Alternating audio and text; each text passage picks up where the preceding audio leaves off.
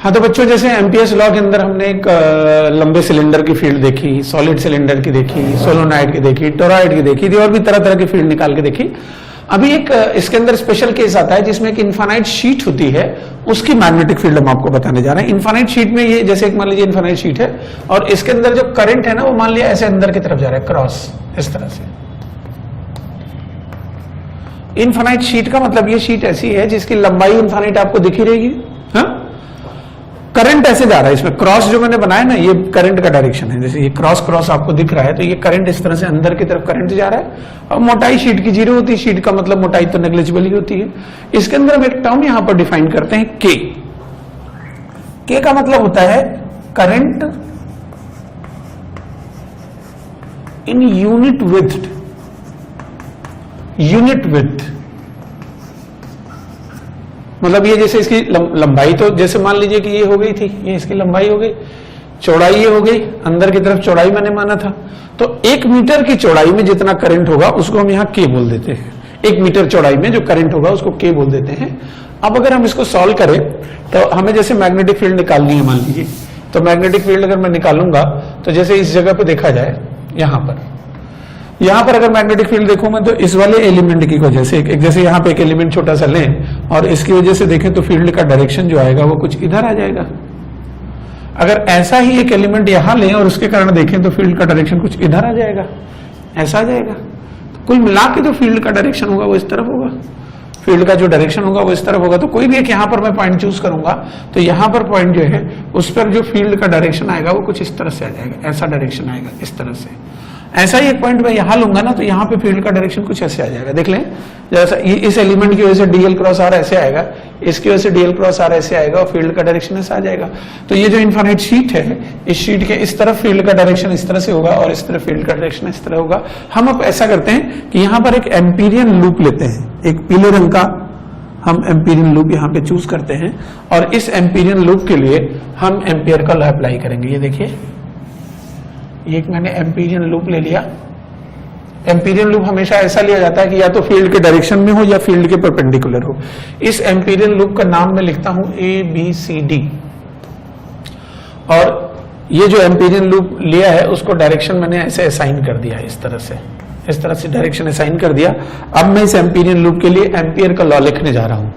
तो अगर मैं इसके लिए एम्पियर्स लॉ अप्लाई करूंगा तो closed integral B.dl is equal to mu not into I in, ये होता है।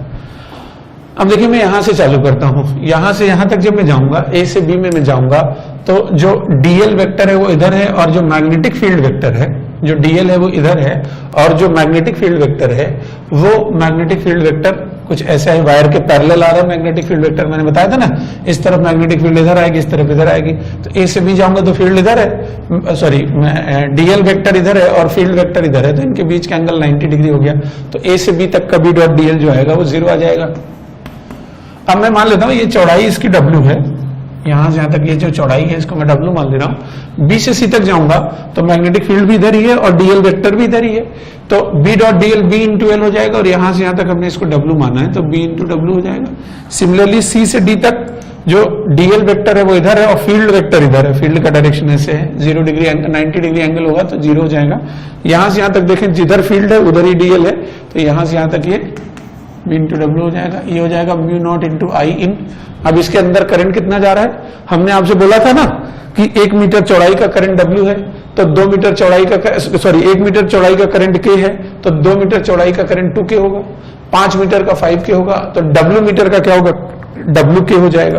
तो इस वाले इतने पार्ट से जो करंट जा रहा होगा वो K इंटू डब्ल्यू के बराबर जा रहा होगा, W से W कट जाएगा तो B की वैल्यू कितनी आ जाएगी, म्यू नॉट K/2, ये मैग्नेटिक फील्ड की वैल्यू आ जाएगी।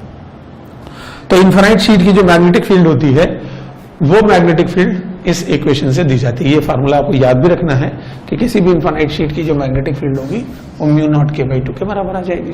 ठीक है, एक छोटा सा सवाल इसी पे बना सकते हैं हम लोग, इसी इनफाइनाइट शीट पे एक छोटा सा सवाल बनता है। ऐसे समझे 2 इनफाइनाइट शीट है मान लें,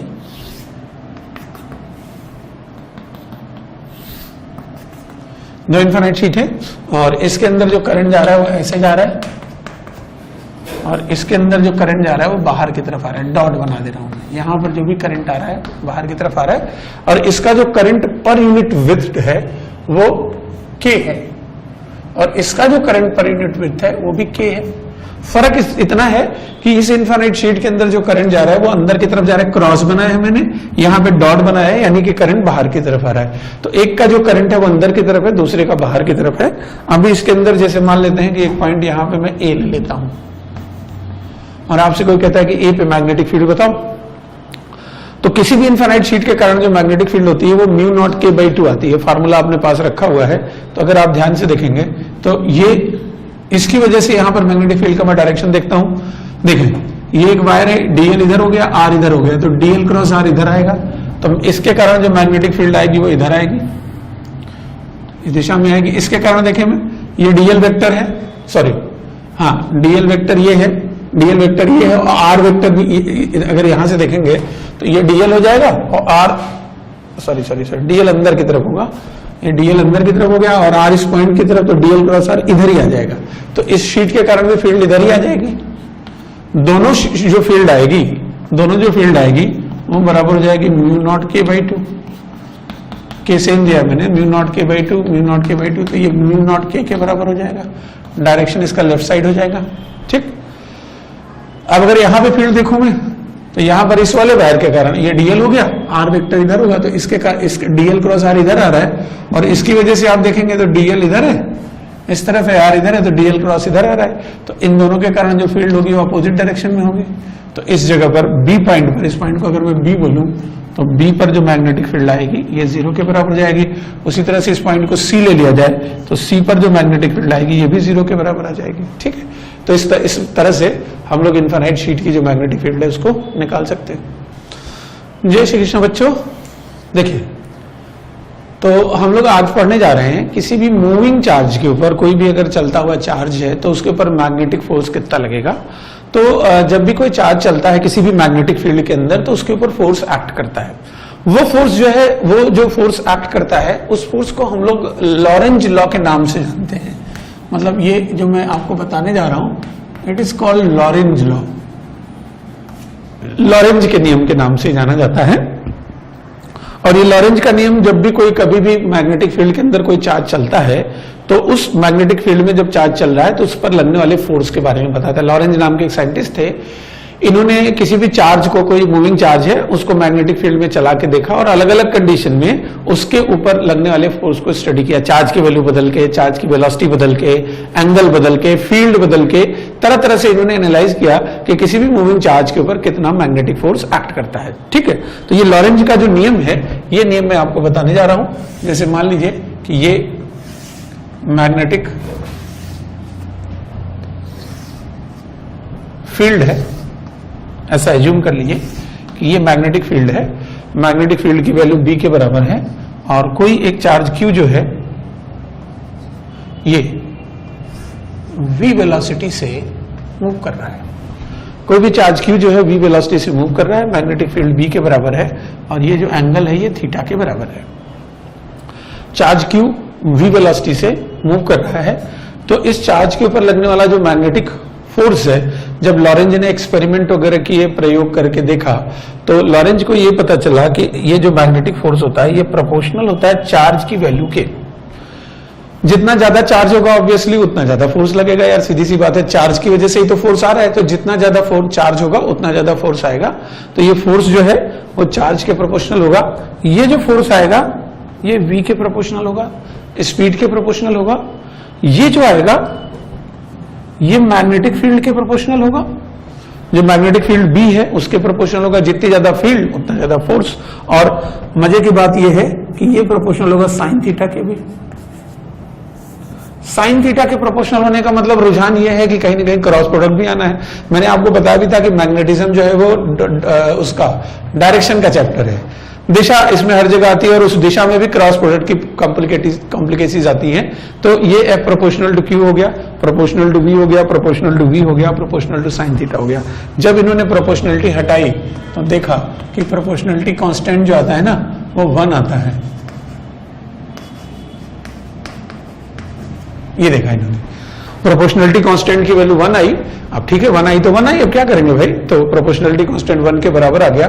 और जब इसी को इन्होंने वेक्टर फॉर्म में लिखा, वेक्टर फॉर्म में, तो ये Q V क्रॉस B के बराबर आ गया। ये लॉरेंज का नियम है।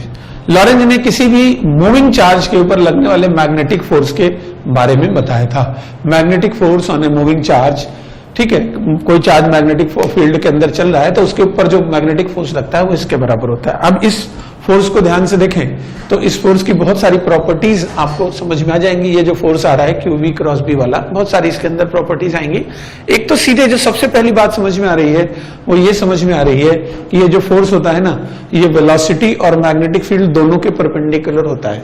जैसे अपन ए क्रॉस बी निकालते हैं तो ए क्रॉस बी ए और बी दोनों के परपेंडिकुलर होता है ना, तो ये जो फोर्स आएगा ये वी और बी दोनों के परपेंडिकुलर होता है। तो मैं इस बात को लिख सकता हूं, लिखें, the magnetic force, the magnetic force is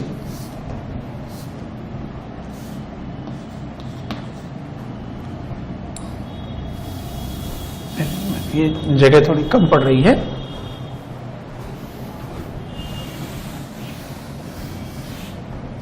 ऊपर लिख देता हूं। ये जो फोर्स आया है इसकी पहली एक प्रॉपर्टी तो ये आती है कि मैग्नेटिक फोर्स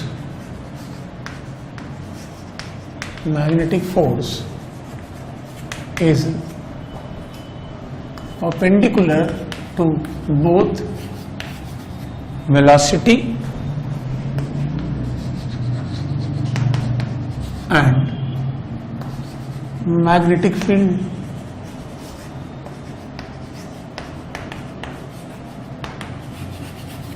ठीक, मैग्नेटिक फोर्स जो है वेलोसिटी और मैग्नेटिक फील्ड, क्योंकि जो ए क्रॉस बी होता है, एफ जैसे क्यू वी क्रॉस बी है, तो वी क्रॉस बी जो एफ है वो वी और बी दोनों के परपेंडिकुलर आएगा। तो मैग्नेटिक फोर्स वेलोसिटी के भी परपेंडिकुलर होता है। अच्छा, अब याद करें, आप किसी भी फोर्स का जो वर्क आता था, कभी अगर आपने वर्क पढ़ा होगा और सबने पढ़ा होगा, किसी भी फोर्स का वर्क किसके बराबर होता है, एफ डॉट डी एस, या चलो फोर्स नहीं, पावर याद करो, पावर होता है एफ डॉट वी। किसी भी फोर्स का जो पावर आता है वो एफ डॉट वी के बराबर आता है। अब अगर फोर्स और वेलोसिटी परपेंडिकुलर, देखें अभी ये आ रहा है कि फोर्स और वेलोसिटी परपेंडिकुलर है, तो अगर ये दोनों परपेंडिकुलर हैं तो पावर जीरो होगा। तो मैग्नेटिक फोर्स जो होता है उसका पावर जीरो होगा, और पावर होता है रेट ऑफ डूइंग वर्क, काम करने की दर को हम पावर कहते हैं। तो अगर पावर जीरो होगा तो इसका मतलब काम ही नहीं हो रहा होगा, तो वर्क डन जीरो होगा। तो मैग्नेटिक फोर्सेज हमेशा वर्क नहीं करते हैं। जो मैग्नेटिक फोर्सेज अगर की बात करें, भाई इलेक्ट्रिकल होंगे, ग्रेविटेशनल होंगे, फलाना होंगे, ढिमका होंगे, सब वर्क करेंगे, लेकिन मैग्नेटिक फोर्सेस का जो वर्क होता है वो जीरो के बराबर होता है। कई बार हम लोग ऐसी सिचुएशन क्रिएट करते हैं, जानबूझ करके ऐसी सिचुएशन में आपको डालते हैं कि आप ये हाँ कह दें कि नहीं मैग्नेटिक फोर्स का वर्क आ रहा है इसके अंदर। ऐसी सिचुएशन हम क्रिएट करेंगे जहां पर आपको आप ये बोलने के लिए ऐसे आपको मतलब मजबूर टाइप का किया जाएगा कि भाई मैग्नेटिक फोर्सेज वर्क कर रहे हैं, लेकिन मैग्नेटिक फोर्सेज वर्क नहीं करते, क्योंकि ये फोर्स वेलोसिटी के परपेंडिकुलर है, डॉट प्रोडक्ट जीरो आ गया, वर्क डन जीरो हो जाएगा। तो मैग्नेटिक फोर्स का जो वर्क आता है वो हमेशा जीरो आता है। एक मैग्नेटिक फोर्स की इंटरेस्टिंग प्रॉपर्टी है, work done by magnetic forces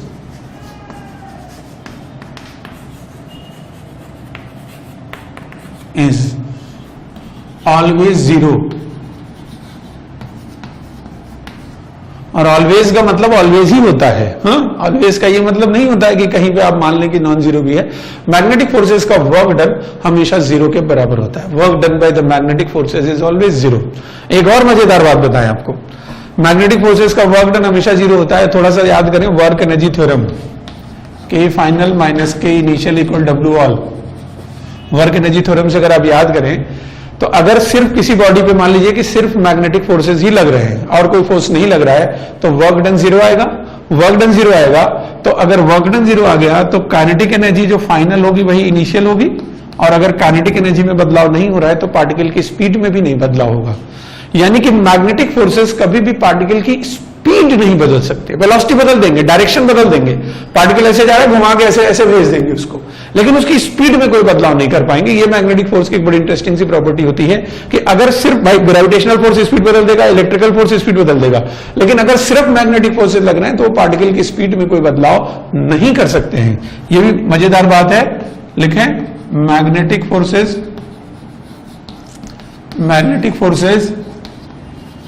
alone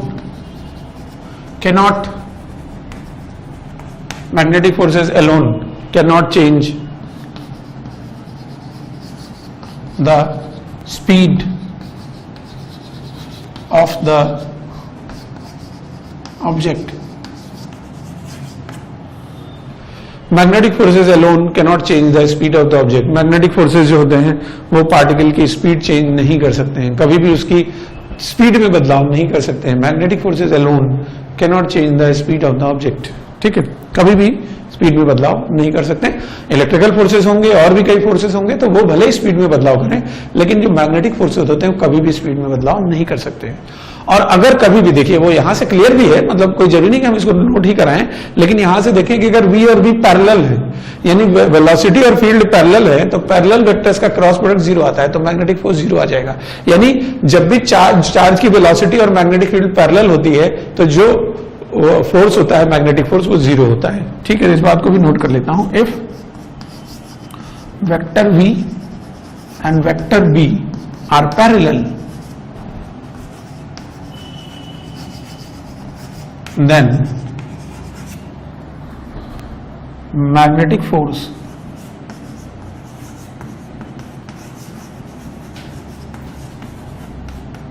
will be 0. ठीक है, इन सारी बातों में अगर आपको दिमाग में रखना है तो सबसे इंपॉर्टेंट बात यही है कि मैग्नेटिक फोर्सेस वर्क नहीं करते हैं. जो कि वो वर्क नहीं करते हैं तो कभी स्पीड में बदलाव नहीं कर पाएंगे. स्पीड पार्टिकल की हमेशा कांस्टेंट रहेगी. जो भी मैग्नेटिक फोर्सेस होते हैं इनका वर्क डन जो आता है वो 0 के बराबर आता है, और जो फोर्स का डायरेक्शन होगा वो v क्रॉस b के डायरेक्शन के बराबर होगा. लॉरेंज का नियम आपको बताया मैंने कि लॉरेंज का नियम होता है F is equal to Q V cross B, लेकिन लॉरेंज का नियम अलग है, लॉरेंज फोर्स अलग चीज है. ये अलग चीज बता रहा हूं. लॉरेंज का नियम जो था वो बता रहा था कि मैग्नेटिक फोर्स कितना लगता है, और वो था F Q V cross B. Lorentz force क्या होता है, जैसे किसी बॉडी के ऊपर, कोई भी बॉडी है, वो इलेक्ट्रिक फील्ड भी वहां पर है और मैग्नेटिक फील्ड भी है, दोनों है मान लीजिए. तो अगर इलेक्ट्रिक और मैग्नेटिक दोनों फील्ड हैं तो इलेक्ट्रिक और मैग्नेटिक फील्ड पे मिला के जितना फोर्स लग रहा है उसे हम लोग लॉरेंज फोर्स कहते हैं. मतलब इलेक्ट्रिकल फोर्स और मैग्नेटिक फोर्स दोनों फोर्सेस को मिला दिया जाए तो उसे हम लॉरेंज फोर्स कहते हैं. तो लॉरेंज फोर्स की डेफिनेशन ये है, the sum of all the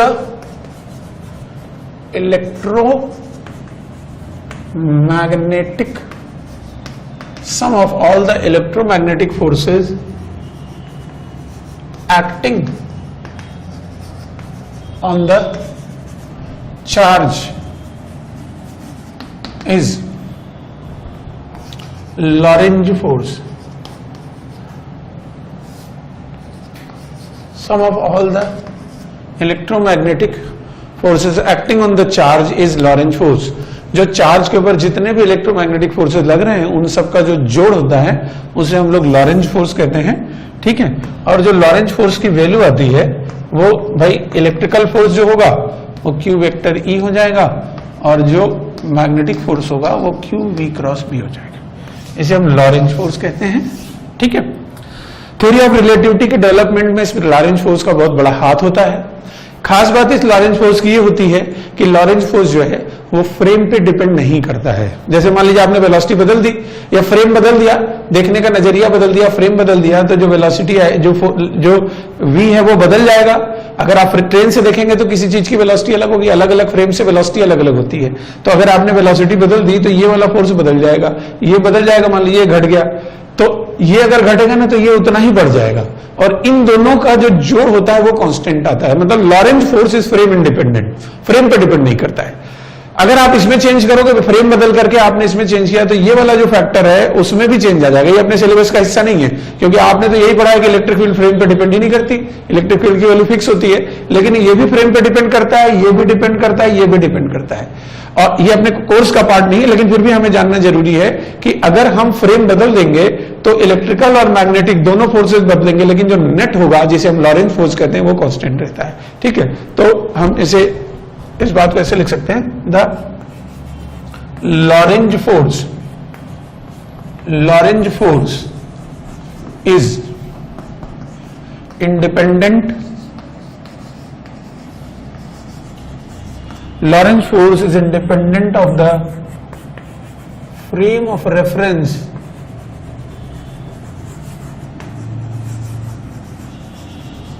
used. Lorentz force is independent of the frame of reference used. आप कोई भी frame of reference यूज करेंगे, लॉरेंज की फोर्स में कोई बदलाव नहीं आने वाला है. अगर आप फ्रेम बदलेंगे तो ये बदल जाएगा, ये भी बदल जाएगा. ये मान लो बढ़ गया 10 न्यूटन तो ये 10 न्यूटन घट जाएगा, या ये 50 न्यूटन घट गया तो ये 50 न्यूटन बढ़ जाएगा. और नेट जो लॉरेंज फोर्स है that will remain constant. Lorentz force की जो वैल्यू है वो कांस्टेंट रहेगी, वो इंडिपेंडेंट, वो कभी उसमें कभी बदलाव नहीं होगा. चलें, तो लॉरेंज फोर्स जो है वो इंडिपेंडेंट है of the frame of reference used. ठीक है, जो भी रेफरेंस फ्रेम ऑफ यूज कर रहे हैं उससे इंडिपेंडेंट होता है लॉरेंज फोर्स. अब ये जब भी किसी चार्ज पार्टिकल को हम किसी मैग्नेटिक फील्ड में मूव कराते हैं तो जो चार्ज पार्टिकल है वो तरह तरह के पाथ एक्वायर करता है. कई बार वो स्ट्रेट लाइन पाथ एक्वायर करता है, कई बार वो सर्कल में जाता है, कई बार वो हेलिक्स में जाता है, कई बार वो साइक्लॉइड में जाता है, और कई बार वो कई अननोन टाइप के कर्व में निकल जाता है जिनको हम जानते ही नहीं है. कई तरह के पाथ यूज करता है. तो अलग अलग तरह की सिचुएशन में, अलग अलग तरह की कंडीशन में जो पाथ होते हैं वो अलग अलग होते हैं. तो सबसे पहले हम वो कंडीशन देख रहे हैं जिसमें पाथ स्ट्रेट लाइन होता है, यानी कि वेलोसिटी और मैग्नेटिक फील्ड परपेंडिकुलर है. तो ये केस है व्हेन, सॉरी परपेंडिकुलर नहीं, parallel, when vector v and vector b are parallel.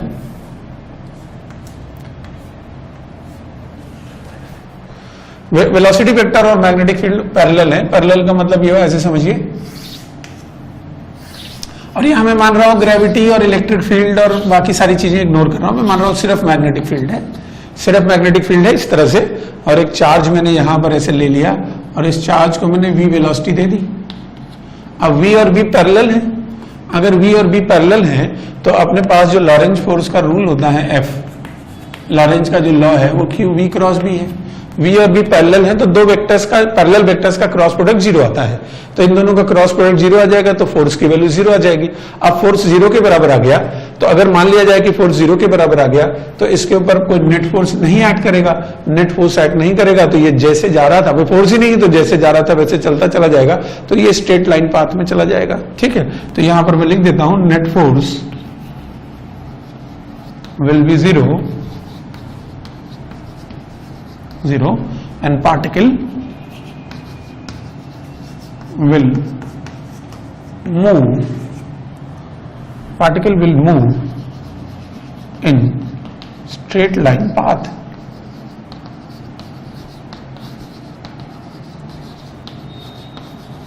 ठीक है, नेट फोर्स 0 होगा और जो पार्टिकल होगा स्ट्रेट लाइन पाथ में जाने लगेगा. एक सीधी लाइन में ये पार्टिकल जाने लग जाएगा अगर v और b जो है पैरेलल है. और हम ये कंसिडर यहां पर कर रहे हैं कि और कोई फोर्स, इलेक्ट्रिकल फोर्स या मैग्नेटिक फोर्स और ऐसा कोई फोर्स इसके अंदर एक्ट नहीं कर रहा है. ठीक है, अब इसमें सबसे इंटरेस्टिंग केस आता है और जिसपे सबसे ज्यादा सवाल जो है आईटी में आए हुए हैं वो वाला सवाल है ये. ठीक है, नीट में भी आए हुए से बहुत ज्यादा मिलते जुलते सवाल आए हुए हैं. ठीक है, तो वो सर्कुलर पाथ का केस होता है. तो इसमें मैं केस लिख रहा हूं when vector b is perpendicular to vector v. Magnetic field जो वेक्टर है और वेलोसिटी वेक्टर परपेंडिकुलर है. हाँ, यहां पर ये जरूर ध्यान रखना कि वेक्टर b जो है वो यूनिफॉर्म है. यूनिफॉर्म का मतलब इसकी वैल्यू बदल नहीं रही है, बदलेगी तो पाथ सर्कुलर नहीं रह जाएगा. हम यहां पर मान रहे हैं कि वेलोसिटी वेक्टर और मैग्नेटिक फील्ड दोनों परपेंडिकुलर है. अब जैसे मान लीजिए ऐसे है कुछ, ये केस मान लीजिए, ये जो मैं क्रॉस बना रहा हूं ये बेसिकली क्या है, ये क्रॉस जो भी मैंने ये क्रॉस बनाया है, ठीक, ये क्रॉस मैग्नेटिक फील्ड है. मान लीजिए मैग्नेटिक फील्ड अंदर की तरफ है, इस तरह से मैग्नेटिक फील्ड अंदर की तरफ है. और मैं थोड़ा और बड़ा बना देता हूं, क्रॉस्ड मैग्नेटिक फील्ड है, इसको हम कहते हैं क्रॉस्ड मैग्नेटिक फील्ड. तो मैग्नेटिक फील्ड क्रॉस्ड है, अंदर की तरफ है, और हम यहां से एक पार्टिकल को ऐसे, मान लीजिए एक पार्टिकल है, इसको हमने v वेलोसिटी देके फेंक दिया. चार्ज पार्टिकल है और इस चार्ज पार्टिकल को हमने v वेलोसिटी देके ऐसे प्रोजेक्ट कर दिया. अब अगर हम इस चार्ज को v वेलोसिटी देके प्रोजेक्ट कर देंगे तो इसके ऊपर जो फोर्स लगेगा जरा ध्यान से देखें, हमने अभी अभी आपको बताया था कि जो वेक्टर F होता है, this F is equal to Q V cross B। तो ध्यान से देखिए भाई, अब देखिए यहां पे समझिएगा सब लोग, वेलोसिटी वेक्टर इधर है, हाँ, मैग्नेटिक फील्ड वेक्टर अंदर की तरफ है, तो अगर वेलोसिटी इधर है और मैग्नेटिक फील्ड अंदर की तरफ है तो फोर्स किधर आएगा, पॉजिटिव चार्ज मान रहा हूं मैं, तो V इधर है, V अंदर की तरफ, तो फोर्स इधर आ जाएगा। तो इसके ऊपर जो फोर्स एक्ट कर रहा होगा वो इस डायरेक्शन में एक्ट कर रहा होगा, ऐसे लग रहा होगा, फोर्स का डायरेक्शन ऐसा हो जाएगा, ठीक। अब देखिए वेलोसिटी इधर है, फोर्स इधर है, तो अब इस फोर्स के कारण ये पार्टिकल ऐसे सीधे तो जाएगा नहीं, ये फोर्स है, तो ये फोर्स क्या करेगा, इस वेलोसिटी इस पार्टिकल को थोड़ा सा घुमाएगा, मतलब घुमा के यहां पहुंचा दिया इसने, यहां पहुंचा दिया। अब यहां पे वेलोसिटी इधर आएगी और मैग्नेटिक फील्ड तो अभी भी अंदर की तरफ, तो V इधर आ गया, B अभी भी अंदर की तरफ, तो V क्रॉस B इधर आ जाएगा। तो इसके ऊपर जो लगने वाला मैग्नेटिक फोर्स आएगा वो इस तरफ आ जाएगा। यहां पर जब पार्टिकल है तो जो मैग्नेटिक फोर्स लग रहा होगा वो कुछ ऐसे लग रहा होगा।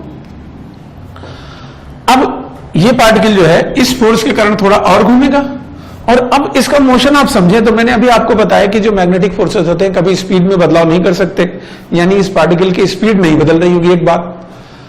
दूसरी बात, इस पे लगने वाला फोर्स हमेशा इसके परपेंडिकुलर है, स्पीड पार्टिकल की बदल नहीं लग रही है, फोर्स जो है हमेशा परपेंडिकुलर है और एक प्लेन में पार्टिकल चल रहा है, तो ये कौन सा मोशन होगा, सर्कुलर मोशन के अलावा कोई मोशन हो ही नहीं सकता ना। अगर पार्टिकल की स्पीड नहीं बदल रही है, प्लेन में मोशन हो रहा है और फोर्स हमेशा परपेंडिकुलर है, तो ये मोशन सर्कुलर मोशन हो जाएगा। तो यहां पर अगर आप देखेंगे तो ये जो मोशन होगा ना, ये एक सर्कुलर मोशन जो है वो बन जाएगा इस टाइप से, और यहां पर उसका सेंटर आ जाएगा। फिगर थोड़ा उतना अच्छा नहीं बन रहा है, कोई बात नहीं, बात आप समझ ही गए हैं, इंपॉर्टेंट बात है, ठीक है।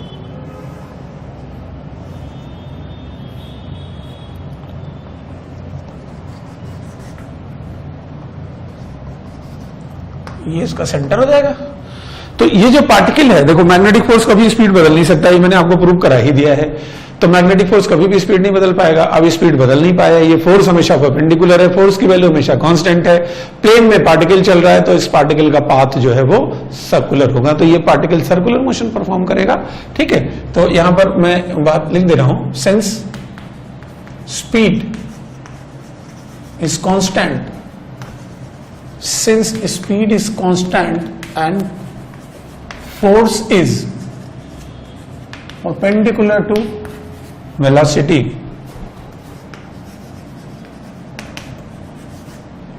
therefore the path will be circular, therefore the path will be circular। तो पार्टिकल सर्कल में चलेगा। अब सर्कल में चलेगा तो उस सर्कल का रेडियस क्या होगा, उस सर्कल का सरकमफ्रेंस क्या होगा, उसका टाइम पीरियड क्या होगा, कितना एंगल घूमेगा, ठीक है, तरह तरह की चीजें इसके अंदर आती हैं। तो सबसे पहले अब मैं उस सर्कल की एनालिसिस करूंगा। ये तो समझ में आ गया कि फोर्स परपेंडिकुलर है, स्पीड कांस्टेंट है, प्लेन में मोशन है, तो सर्कुलर मोशन होगा। अब मैं ये जो भी सर्कुलर मोशन हो रहा है इसके अंदर देखूंगा तो जो फोर्स लग रहा है, अगर आप देखें तो जो भी सेंटर के डायरेक्शन में मैग्नेटिक फोर्स लग रहा है, ये सेंटर के डायरेक्शन में जो भी फोर्स होता है वो बराबर होता है नेट फोर्स जो भी सेंटर के डायरेक्शन में होगा वो mv²/r के बराबर होगा। तो सेंटर के डायरेक्शन में नेट फोर्स जो है वो mv²/r के बराबर होगा। इसका अच्छा, अब फोर्स किसके बराबर होगा, qvb sin 90, क्योंकि वेलोसिटी इस प्लेन में है और फील्ड अंदर की तरफ है, तो वेलोसिटी और मैग्नेटिक फील्ड के बीच का एंगल 90 डिग्री है, तो ये फोर्स आ जाएगा qvb sin 90, ये हो जाएगा mv²/r, काट पीट करेंगे, ठीक है, sin 91 हो गया, एक v से एक v चला जाएगा, और यहां से हम लिख सकते हैं r is equal to mv/qv। r की वैल्यू mv/qv के बराबर होगी। कभी कहीं 11th क्लास में आपने ये बात भी पढ़ी थी, ठीक है, कि kinetic energy k is equal to p²/2m, तो p यानी p की जगह हम लिख सकते हैं √2km। ये पुरानी बात है जो 11th में पढ़ी थी, वो मैं आपको याद दिला रहा हूं। किसी पार्टिकल की काइनेटिक एनर्जी होती है p²/2m, और p की जगह हम √2km भी लिख सकते हैं। अच्छा, यहां ध्यान से देखें, ये मोमेंटम है, mv मोमेंटम है ना, तो अगर ये मोमेंटम है तो इसको हम लोग √2km भी लिख सकते हैं, जहां k काइनेटिक एनर्जी है, ठीक। कई बार ऐसे सवाल बनाते हैं, ऐसे सवाल आए हुए हैं, आईटी में आए हुए हैं, पीएमटी में आए हुए हैं, नीट का एग्जाम जिसको अपन लोग बोलते हैं, कि जो आर है वो mv/qb है, तो ये √2km/qb के बराबर होगा। और अगर मान लेते हैं कि किसी भी चार्ज पार्टिकल को, इलेक्ट्रोस्टैटिक्स का पार्ट अभी कुछ दिन पहले पढ़ा था हम लोगों ने, किसी भी चार्ज पार्टिकल को अगर डेल्टा वी ड्रॉप तक एक्सेलेरेट कराया जाता है तो उसके ऊपर जो वर्क होता है वो क्यू डेल्टा वी होता है। कोई भी चार्ज है, अगर हम उसको डेल्टा वी ड्रॉप तक एक्सेलेरेट कराते हैं तो उसके ऊपर होने वाला वर्क जो आता है वो क्यू डेल्टा वी के बराबर होता है। अब जितना वर्क करेंगे तो वर्क एनर्जी थ्योरम के हिसाब से जो टोटल वर्क होता है वो चेंज इन काइनेटिक एनर्जी होगा, तो जो वर्क करेंगे वही उसकी काइनेटिक एनर्जी हो जाएगी। इनिशियल काइनेटिक एनर्जी 0 मान ही रहा हूं मैं, तो इसी क्यू को, इसी के की जगह ऐसा लिखा जा सकता है Q delta V into M upon Q B. इसको हम ऐसे भी लिख सकते हैं। हाँ, ये ध्यान रहे डेल्टा वी जो है वो पोटेंशियल डिफरेंस है जिससे पार्टिकल को एक्सेलेरेट कराया गया है फ्रॉम रेस्ट। रेस्ट से किसी पार्टिकल को जिस पोटेंशियल डिफरेंस तक हम एक्सेलेरेट कराते हैं that is called delta we. तो आपको ये सब पता है, एमबी क्यूबी के वगैरह सब आपको पता है, इतना कन्वेंशन याद है। डेल्टा वी में लिखूंगा क्योंकि डेल्टा वी में कंफ्यूज होते हैं बच्चे। लेकिन the potential difference up to which charge is accelerated, potential difference up to which charge is accelerated from rest. The potential difference up to which the charge is accelerated from rest. जिस potential difference पे हमने charge को rest से accelerate कराया है, ठीक है, उसे हम डेल्टा वी कहते हैं। तो potential difference up to which charge is accelerated from rest, ये पोटेंशियल डिफरेंस हो गया। तो ये फार्मूले हैं एमबी अपॉन क्यूबी, ये आपको याद रखना है। परपेंडिकुलर मैग्नेटिक फील्ड में जब कोई चार्ज पार्टिकल मूव करता है तो उसका रेडियस इस इक्वेशन से दिया जाता है, एमबी अपॉन क्यूबी। ये तो सबको याद करना ही करना है।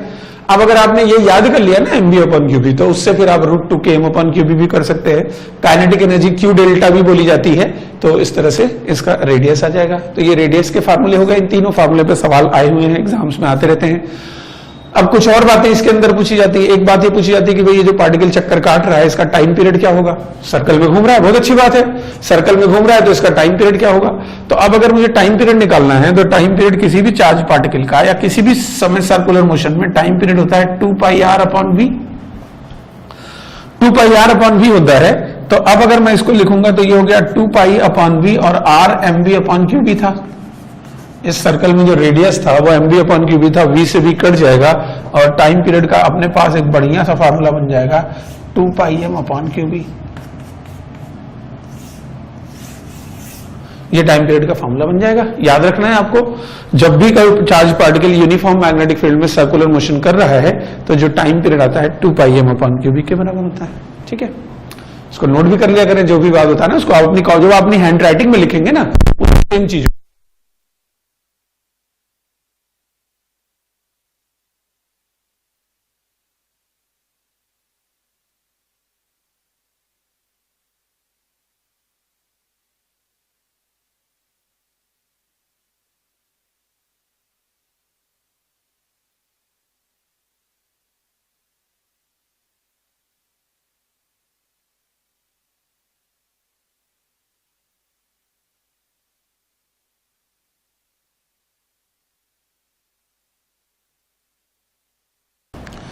तो जैसे इसमें मैं बता रहा था ना कि जो टाइम पीरियड है वो 2 पाई एम अपॉन क्यूबी के बराबर है। अब अगर 2 पाई एम अपॉन क्यूबी के बराबर है तो स्पीड ज्यादा हो चाहे कम हो, टाइम पीरियड जो है वो वेरी नहीं करता है। क्यों नहीं वेरी करता है? ऐसे समझें कि जैसे मान लीजिए आपने कम स्पीड दी, उसको कम स्पीड दी तो धीरे धीरे ऐसे छोटा सर्कल बने, कम स्पीड कम होगी, रेडियस छोटा होगा, तो कम स्पीड दी तो ऐसे जाएगा धीरे धीरे धीरे धीरे करके और फिर ऐसे घूम करके वापस आएगा। अब ज्यादा स्पीड दी तो रेडियस भी बड़ा हो जाएगा, तो खूब दूर तक जाएगा और घूम के जल्दी से वापस आ जाएगा। तो v की वैल्यू ज्यादा करोगे तो r भी बढ़ जाएगा, लेकिन यहां पर जो आ रहा है ना वो तो रेशियो आ रहा है, तो रेशियो के हिसाब से जो टाइम पीरियड आएगा वो 2 पाई एम अपॉन क्यूबी के बराबर जाएगा। कई बार ये भी पूछते हैं कि फ्रीक्वेंसी क्या होगी, तो खैर फ्रीक्वेंसी तो 1 अपॉन टाइम पीरियड होता ही है, बच्चा बच्चा जानता है। तो ये किसके बराबर जाएगी फ्रीक्वेंसी? क्यूबी अपॉन 2 पाई एम। तो फ्रीक्वेंसी जो आएगी वो क्यूबी अपॉन 2 पाई एम के बराबर हो जाएगी।